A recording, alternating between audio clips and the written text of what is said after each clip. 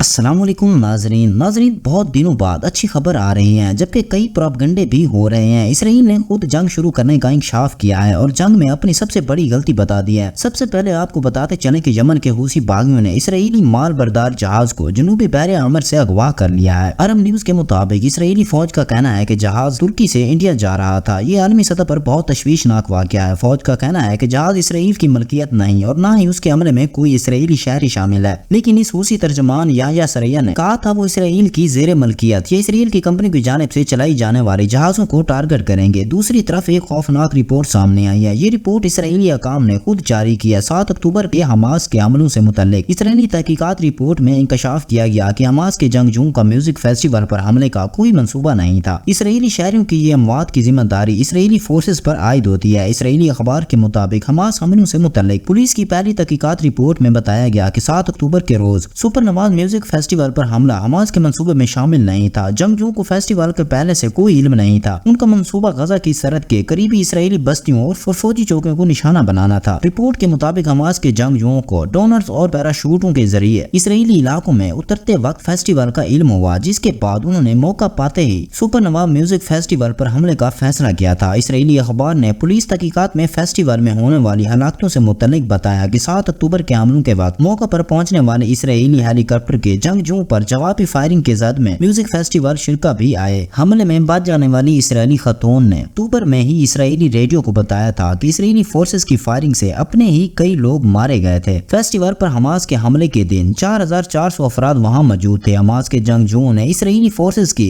Radar system اور under ground sensor جیسے high security رکاوٹیں توڑتے ہوئے فیسٹیول فوجی پوسٹوں اور اسرائیلی قصبوں پر حملہ کر کے 1200 سے زیادہ لوگوں کو ہلاک کر دیا تھا۔ رپورٹس میں بتایا گیا تھا کہ حماس کی جانب سے یرغمال بنائے گئے افراد سے کی گئی تفتیش اور اسرائیل کی جوابی کارروائیوں میں جان گنوانے والے جنگجوؤں سے برآمد ہونے والے ٹارگٹ لوکیشن کے نقشوں اور دیگر ذرائع سے جمع کیے گئے شواہد کی بنیاد پر پولیس انویسٹیگیٹر اس نتیجے پر پہنچے ہیں کہ فیسٹیول پر حملہ حماس کے منصوبے میں شامل نہیں تھا۔ حماس کے جنگجوؤں نے فیسٹیول پر حملہ سرحد سے آ کر نہیں کیا تھا، بلکہ اس حملے کے لیے انہوں نے قریبی ہائی وے کا انتخاب کیا تھا۔ رپورٹس میں بتایا گیا کہ ابتدائی طور پر 2 روز میوزک فیسٹیول کے لیے جمعرات اور جمعہ کے دنوں کا اعلان کیا گیا تھا، تاہم بعد میں منگل کے روز اس میں 1 روز اضافہ کرتے ہوئے ہفتے تک جاری رکھنے کا فیصلہ کیا گیا تھا، جو ایک دعوے کے مطابق اسرائیلی ایجنسیوں نے کیا تھا تاکہ وہ کارروائی کر سکیں اور الزام حماس پر ڈالا جا سکے۔ یہ بھی انکشاف کیا گیا کہ میوزک فیسٹیول پر حماس کے پہلے راکٹ حملے سے قبل ہی بڑی تعداد میں شرکا حملے کے مقام سے دور نکل چکے تھے، تاہم موقع پر موجود کافی شرکا حماس کے جنگجوؤں پر جوابی حملے کرنے والے اسرائیلی فورسز کے ہیلی کاپٹر کی فائرنگ کی زد میں آ کر ہلاک ہوئے۔ اس فیسٹیول پر حملے میں 7 پولیس افسران 364 افراد ہلاک ہوئے۔ اب آتے ہیں کل اور آج کی کارروائی کی طرف۔ تو دوستو، جنگ انسانوں کو کھا رہی ہے، یہ انسانیت کو ختم کر رہی ہے۔ جنگ کسی مسئلے کا حل نہیں، لیکن ہر طرف سے جنگ کی جا رہی ہے۔ اب آپ خود ملاحظہ کریں کہ غزہ میں جنگی جرائم کی مرتکب اسرائیلی فوج نے قبروں سے شہداء کی لاشیں نکال لی۔ الجزیرہ کی رپورٹس کے مطابق اسرائیلی فوجیوں نے الشفا اسپتال میں اجتماعی قبر سے 100 سے زیادہ لاشیں نکال کر کسی نامعلوم مقام پر منتقل کر دی ہیں۔ اسرائیلی فوج نے بلڈوزر کے ذریعے کھود کر شہیدوں کی لاشیں نکال لی ہیں۔ شہید فلسطینیوں کو الشفا اسپتال کے احاطے میں اجتماعی طور پر دفنایا گیا تھا۔ بڑی تعداد میں لاشوں کی وجہ انتظامیہ نے اجتماعی تدفین کا فیصلہ کیا تھا۔ الشفا اسپتال کو چاروں طرف سے اسرائیلی فوج نے گھیرے میں لے رکھا ہے، جہاں متعدد زیر علاج مریض اور نوزائیدہ بچے انتقال کر چکے ہیں۔ اسرائیل کا دعویٰ ہے کہ حماس نے اسپتال کے نیچے سرنگیں بنا رکھی ہیں، لیکن اپنے دعوے کو ثابت کرنے کے لیے ایک ثبوت بھی پیش نہیں کر سکے۔ ہمارا مقصد آپ کو صرف وہی معلومات دینا ہے جو تحقیق پر پورا اترتے ہوئے اور اس میں شک و شبہ کی کوئی گنجائش نہ ہو۔ اس لیے یہ بھی ہمارے مقاصد میں شامل ہے کہ آپ کو فیکٹ چیک کے ذریعے درست معلومات بھی پہنچائی۔ عالم فلسطین کے معاملے پر سوشل میڈیا پروپیگنڈے جاری ہیں اور اس منفی پروپیگنڈے کی اصل کہانی کا پردہ آج ہم فاش کریں گے۔ سوشل میڈیا پر ایک جہاز کو اسلحہ پاکستان سے اسرائیل لے جانے کی جھوٹی اور من گھڑت کہانی بیان کی جا رہی ہے۔ بتایا جا رہا ہے کہ ایک سیاسی جماعت کے حامیوں نے سوشل میڈیا پر فلسطین کے معاملے پر پروپیگنڈا مہم شروع کر رکھی ہے۔ اس مہم میں پاکستان پر اسرائیل کو اسلحہ فراہم کرنے کا جھوٹا الزام لگایا گیا، لیکن حقیقت یہ ہے کہ بحرین سے راولپنڈی جانے والے پرواز افغان مہاجرین کے برطانوی انخلاء کا حصہ ہے، نہ کہ اسلحے کی کھیپ کی اسرائیلی منتقلی ہے۔ دوسری جانب سوشل میڈیا کے اس پروپیگنڈے کو بھارتی میڈیا نے خبر بنا کر پیش کیا۔ ایک طرف ہم خود اپنے ملک کے خلاف منفی مہم چلا رہے ہیں، دوسری طرف دنیا بھر میں سوشل میڈیا اسرائیل اور مغرب کے حق میں متحرک ہے۔ دنیا بھر کے بڑے بڑے سوشل میڈیا پلیٹ فارم اسرائیل کے کہنے پر غزہ جنگ سے متعلق پوسٹیں ہٹانے لگی ہے۔ اس جھوٹی پروپیگنڈے کے بعد اسرائیلی حکام کی جانب سے سوشل सोशल मीडिया प्लेटफॉर्म से भी पोस्टें हटाने की खबरें सामने आई हैं। रिपोर्ट्स के मुताबिक इसराइल की दरख्वास्त पर फेसबुक की सरपरस्त कंपनी मेटा और टिकटॉक ने गजा जंग से मुतल्लिक हजारों पोस्टें डिलीट कर दी हैं। गजा के अल-शिफा अस्पताल से मुतल्लिक इसराइली झूठे दावे का मगरबी मीडिया भी पोल खोलने लगा है। रिपोर्ट्स में कहा गया टिकटॉक, फेसबुक और इंस्टाग्राम को इसराइल से 8000 से ज्यादा दरखास्तें मिली हैं। इसराइली दरखास्तों में शामिल 94% गजा जंग पोस्टों को ऐप से हटा दिया गया। इस तरह दुनिया के अमीर तरीन शख्स और एक्स के मालिक एलन मस्क में फलस्तीनियों के हक में पोस्ट करने वालों का अकाउंट मुअत्तल करने की धमकी दी। इसराइली बर्बरियत और फलस्तीनी नस्ल कशी पर शदीद अल्फाज में मजम्मत करने वाले एलन मस्क ने एक्स पर फलस्तीनियों के हक में 2 जुमले लिखने पर पाबंदी आयद कर दी है। एलन मस्क ने एक्स पर जारी करदा बयान में कहा, जो कोई भी एक्स पर फलस्तीनियों के मकबूल नारा दरिया से समंदर तक या नौ आबादियात का खात्मा लिखेगा उसका अकाउंट मुअत्तल कर दिया जाएगा। तो दोस्तों आज की वीडियो इतने ही, मिलते हैं नेक्स्ट वीडियो के साथ, तब तक के लिए अल्लाह हाफिज।